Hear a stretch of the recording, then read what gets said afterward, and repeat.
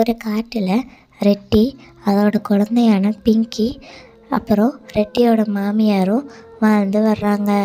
ரெட்டியோட மாமியார் ரொம்பவே வயசானவங்க. அப்படின்னு கூட பார்க்காம ரெட்டி அவங்கள ரொம்பவே கொடுமைப்படுத்தும். இது ரெட்டியோட குழந்தையான பிங்கிக்கு சுத்தமாகவே பிடிக்காது.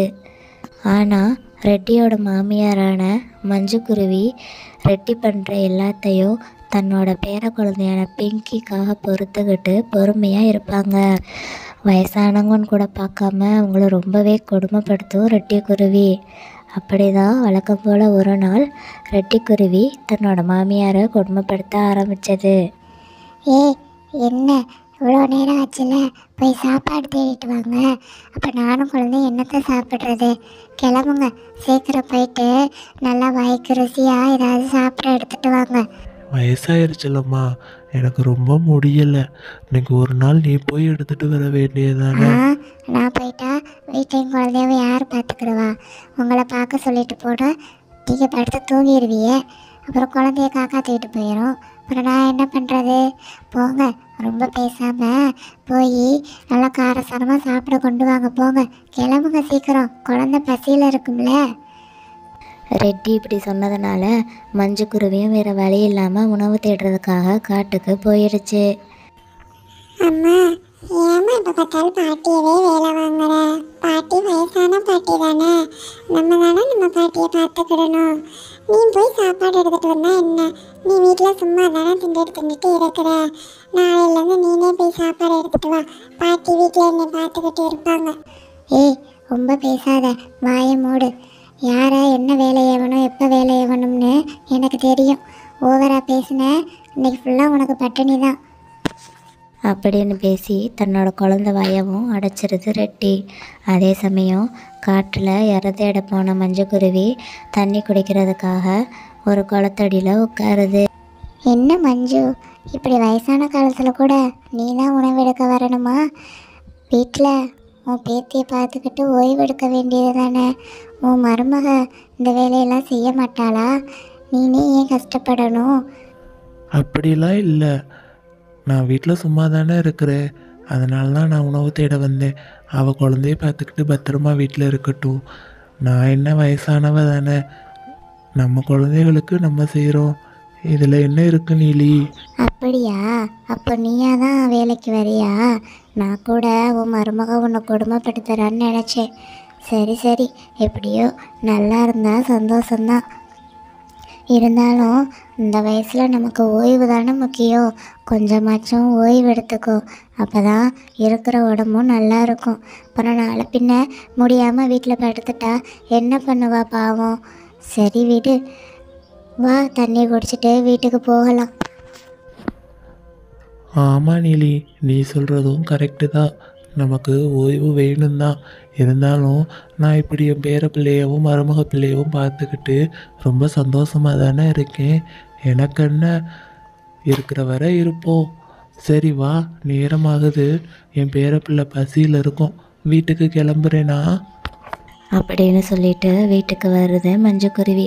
இப்படியே சில நாட்கள் போகுது. மஞ்சுக்குருவிக்கு முடியாமல் வந்துடுது. அது மேலெல்லாம் புள்ளி புள்ளியாக ஏதோ நோய் தாக்கப்பட்டுருச்சு. இதனால் ரெட்டிக்குருவி மஞ்சுக்குருவியை வெறுக்க ஆரம்பிக்குது. இந்த வயசான காலத்தில் இப்படி உடம்பெல்லாம் நோயை வாங்கிட்டு வந்து என் பிள்ளை பக்கத்தில் இருக்காத. தயவு செஞ்சு நீ எங்கேயாவது வேறு வீடு பார்த்து போயிடு. என் வீட்டில் இருக்காத, அப்புறம் என் பிள்ளைக்கும் அந்த நோய் தாக்கிடும். அப்புறம் நான் என்ன செய்கிறது? கிளம்பு இங்கேருந்து அப்படின்னு மஞ்சு மனசு நோகிற மாதிரி பேசுது ரெட்டிக்குருவி.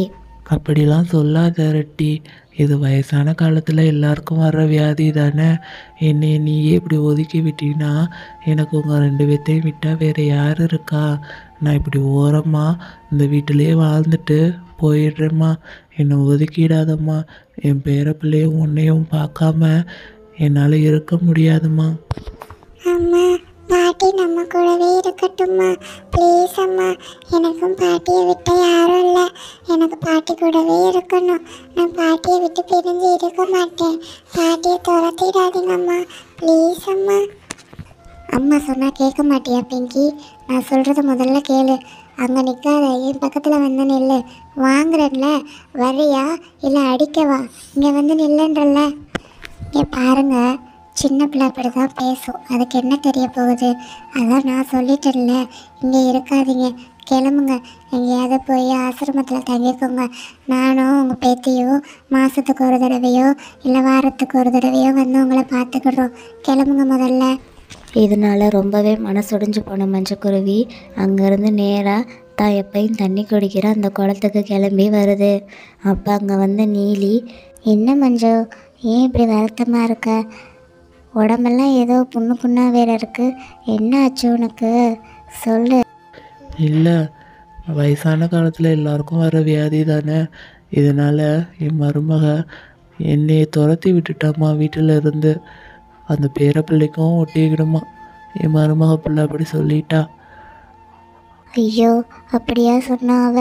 சரி, நீ வா, நான் உன்னை பார்த்துக்கிடுறேன். உனக்கு நான் இல்லையா? வயசான காலத்தில் இந்த தோழியவுமா நீ மறந்துட்ட? நீ என் வீட்டுக்கு வா முதல்ல அப்படின்னு சொல்லி தன்னோட வீட்டுக்கு கூட்டிகிட்டு வருது நீலிக்குருவி. ஆனால் கொஞ்ச நாள்லையே மஞ்சுக்குருவி வருத்தம் தாங்க முடியாமையே இறந்து போயிடுது. அதே சமயம் காட்டில், அம்மா, எனக்கு பாட்டியை பார்க்கணும் போல ஆசையாக இருக்குது. என்னை பாட்டிகிட்ட கூட்டிகிட்டு போங்கம்மா, ப்ளீஸ் அம்மா. எனக்கு பாட்டி கண்ணுக்குள்ளேயே நிற்கிறாங்கம்மா, அவங்கள பார்க்கணும் போல இருக்கம்மா. பேசாமல் இருக்க மாட்டியா? பாட்டி எப்போவோ இறந்து போயிட்டாங்க, அவங்கெல்லாம் இல்லை. வாய் மூடிக்கிட்டு இரு. பாட்டி வந்துட்டா பெருசா. இப்போ நீ கூட்டிகிட்டு போறியா இல்லை நானே கிளம்பி பாட்டியை தேடி போகவாம்மா? சொல்லு, அப்புறம் நானே போயிடுவேன். சரி அம்மா, எனக்கு பாட்டி தான் வேணும். நான் உன் கூட இருக்க மாட்டேன். நீ ஒரு தாய் இல்லை, மிருகம். இப்படி தாய் கூடமே இல்லாமல் அந்த பாட்டியை துரத்தி விட்டுட்டேன்.